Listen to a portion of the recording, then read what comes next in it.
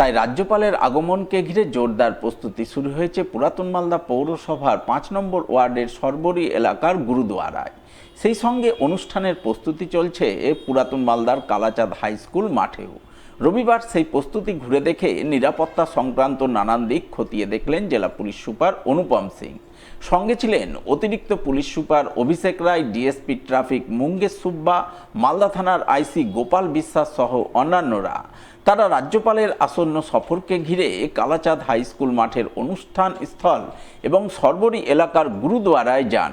সেখানকার যাবতীয় প্রস্তুতি ঘুরে দেখে নিরাপত্তা সংক্রান্ত নানান দিক খতিয়ে দেখেন বলে জানা গেছে। 23 तारीख को ऑनरेबल गवर्नर वेस्ट बंगाल का मालदा में विजिट है।